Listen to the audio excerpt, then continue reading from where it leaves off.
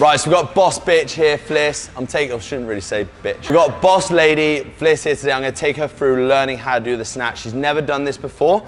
So stay, resting right up on top of the traps, perfect. And then elbows directly underneath the bar, and then press from there. Perfect, and then when we're here, yeah, you're gonna externally rotate the elbows. You see that? And then the lats engage, and then let the wrist sit back, so arms lock out straight. Yeah, does that feel fairly stable? Yeah. Okay, and then let's lower it down nice and slowly. And then let's press again from there. Perfect. Okay, let's just go 5 reps. Good. Try looking up here. See. And then walk back into the rack. So always back onto the shoulders whenever we're doing any loading overhead, and then all the way back into the rack. I just want to say, quick disclaimer, Felicity's got really good mobility, so we're not having to take a lot of time taking her through any steps to improve that before getting into the overhead squat. However, if you don't have good mobility, there's certain exercises and movements you're going to need to do first to make sure you've got a full range of the squat before you start loading up. Another quick fix and something that you can do is put a little bit of weight underneath your heels. Okay, I'm going to cheat, like so, to raise the heel, which kind of gives you the impression of using lifting shoes that makes it easier then for you to go down into your bottom position. But this is only a quick fix. You need to address that ankle mobility. Right, we're moving on. Step 3. Step 3, we're going to go through the snatch balance now. Okay, so what you're going to do is, again, we're going to be setting up the exact same way as what you did when we did the overhead squat. I'm going to take the bar out the rack this way just for your benefit and for your benefit. Okay, so we're taking the same grip on the bar.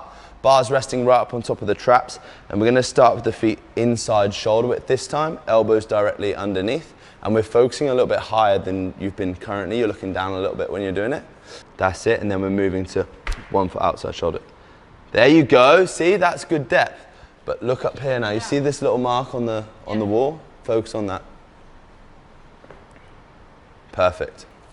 So Felicity's used to doing I'd call them squat jumps. Squat jumps, yeah, and going into a receiving position, but the feet are much wider than where she would normally or want to go when she's catching in the snatch, which is limiting the depth that she can go down. So what we're focusing on this next set now is that the feet don't move quite so wide, which will allow her to sit down into the bottom position and keep the chest up here.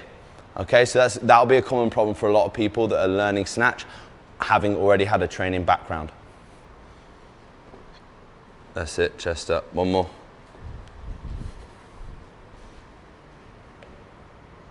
Nice. Right, so moving on now, we're going to take her through step 4, which is from the floor. So we always learn from the top down as we're doing this. So, we're going to need to put some weights on. Step 4. Okay, the setup. So first things first for me, I'm picking whatever I'm going to focus on before I even big boobies, whatever it may be. Okay.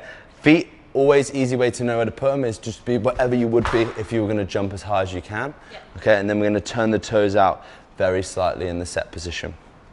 From there, what I want you to do is make sure you got the bar touching those back and down. You need to turn your toes out very slightly at the start.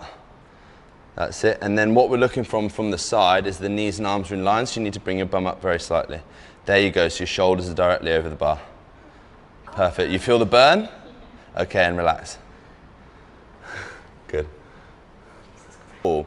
Okay, the first pull is generally what people would say is from here to just past the knee. Yeah. Okay, but I like to teach this as all the way to the hip to begin with, okay? So I can only go first pull, second pull, and transition, okay? So when we're in a set position, we've got a hook grip, toes slightly turned out, bars touching the knees, arms are always relaxed, and then from here, what you're gonna do is push the floor away with your legs nice and slowly. Then as it comes past your knees, you're still maintaining contact. I just want you to think about squeezing your bum and standing up onto your toes. That's it, yeah, hook grip. Perfect, knees and arms in line. Look up at your mark, and then push slowly off the floor, slowly. Squeeze your bum, come up onto your toes. Good. At the top, shoulders are back and down. Okay, sticking your chest up. Perfect. Now go back through that again. That's it. Go back down the exact same way.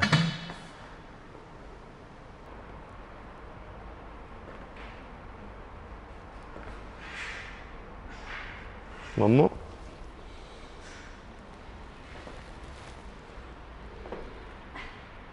Good, and relax. So at this point, Fliss has paid me loads of money for this session, so I can't really disclose everything that I taught her, but we're focusing on keeping it touching past the knee and making sure the explosion is coming from the legs. I'm joking about the money bit, by the way. Nah. There you go.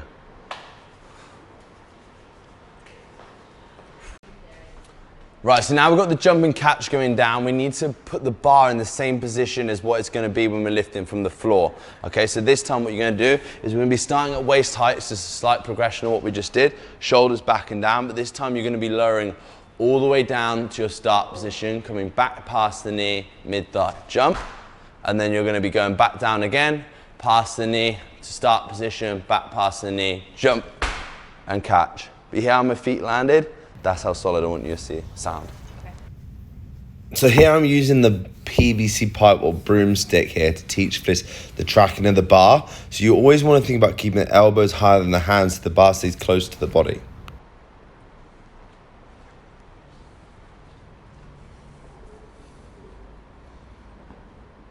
That's it.